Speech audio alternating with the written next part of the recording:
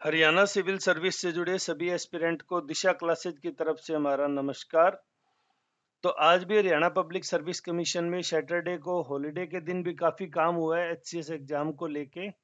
यानी Haryana public service commission की पूरी तैयारी है कि जितना जल्दी इस मामले को सॉर्ट आउट किया जाए उतना ही छात्रों के हित में है। पहले तो माननीय न्यायालय के हम उस आदेश को देख लें जिसके आधार पे सिर्फ सेकंड पेपर के रिजल्ट पे रोक लगाई गई है। तो आप देखेंगे रिट जो दायर की गई थी वो उत्प्रेषण थी यानी सेटिरोरी।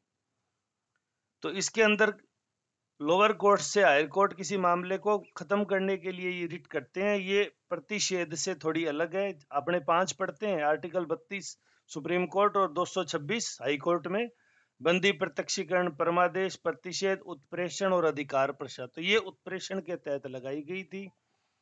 फिर उसके बाद में कहा गया था कि he further submit that till the time representation is not examined and an order is not passed, result of paper second of CSET shall not be declared। तो एक तरह से कहने का मतलब पूरे रिजल्ट पे रोक है।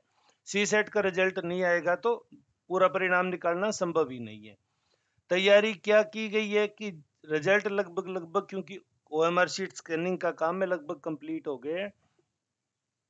ऐसे लगभग बच्चों की संख्या देखी जा रही है जो दोनों पेपर में क्वालिफाई कर रहे हैं और या जो जीके 1 में क्वालिफाई कर रहे हैं लेकिन जीके 2 में किसी वजह से रह रहे हैं। उन लोगों ने इन सवालों में से कितने सवाल अटेम्प्ट किए।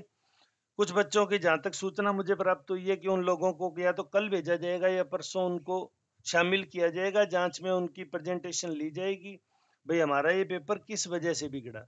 लेकिन मेरा पर्सनल मानना है ऐसे नंबर ऑफ एस्पिरेंट बहुत कम है।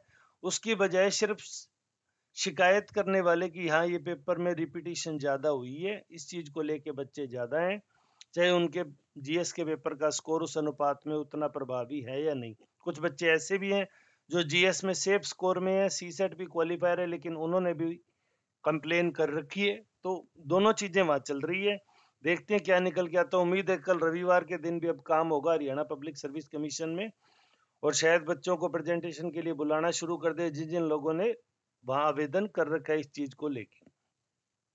क्या होगा अंतिम रूप से तो हरियाणा पब्लिक सर्विस कमीशन के ऑफिशियल लेटर से ही जारी होगा। जितनी हमें जानकारी प्राप्त हुई हमने आपको बताने की कोशिश की है। 8302800006 व्हाट्सएप ग्रुप हमने बना लिया, उस पर आप भी जुड़े हुए हैं। काफ़ी सारे बच्चे जो हमारा रेगुलर वीडियो देखते हैं। चैनल पे नए हैं तो सब्सक्राइब कर लें, बेल आइकन जरूर दबा लें। मैं बच्चों से फिर भी एक बात कहना चाहूँगा कि बहुत कम चांसेज है इस परीक्षा को पूरा रद्द होने के। अगर रद्द भी हुआ तो सीसेट, और ये भी नहीं होता क्योंकि पिछली बार इतनी ज़्यादा विवाद होने की स्थिति में भी एचपीएससी ने पेपर को लगभग 1 साल बाद जाके रद्द किया था। पेपर को रद्द करना पब्लिक सर्विस कमीशन के पूरे मैकेनिज्म की किरकिरी करवा देता है, उससे बचने की कोशिश होगी। और यहाँ तो रिपीटेड सवाल है, ज़्यादा से ज़्यादा सबको बोनस मार्क्स दे दिया जाएगा जिसने पेपर अटेम्प्ट किया, और सी सेट को इस बार जस्ट क्वालिफाइंग सभी को बोनस मार्क देके और क्वालिफाई करवा दिया जाएगा और जीके के पेपर के बेस पे मेरिट बना दी जाएगी। हालांकि बहुत से बच्चे जो डिसक्वालीफाई हो रहे हैं वो इससे सहमत नहीं है, क्योंकि डिसक्वालीफाई होने वाले लगभग हर बच्चे की इच्छा होती है कि पेपर को दोबारा करवा लिया जाए, लेकिन इसकी संभावना व्यवहारिक रूप से बहुत कम है। बाकी एचपीएससी के पाले में गेंद है, देखते हैं एचपीएससी क्या करना शुरू कर रहे हैं। नो डाउट वो डेफिनेटली छात्रों के हित में कुछ अच्छा ही करेंगे। अगर उनसे कहीं भूल रही है पेपर को लेके तो वो उस भूल को भी सुधार करेंगे और इस तरह का निर्णय पारित करेंगे जिसमें सभी वर्ग लाभान्वित हो, किसी को पर्टिकुलरली लॉस ना हो। अब बच्चे ये कहेंगे कि सर सी सेट की वजह से उन्होंने जीके की फुल तैयारी कर ली, सी सेट की तैयारी नहीं की, तो ऐसा साबित करना बड़ा मुश्किल हो जाता है कोर्ट में। फिर भी नो डाउट कोर्ट के दरवाजे खुले रहेंगे सभी के लिए। लेकिन अगर मामला सुप्रीम कोर्ट तक भी जाता है तो सुप्रीम कोर्ट भी मेरी समझ से सी सेट को ही रद्द करेगा, जीके के पेपर पे किसी प्रकार की कोई आंच नहीं आएगी। तो देखते हैं क्या रहता है। चैनल से जुड़े रहें।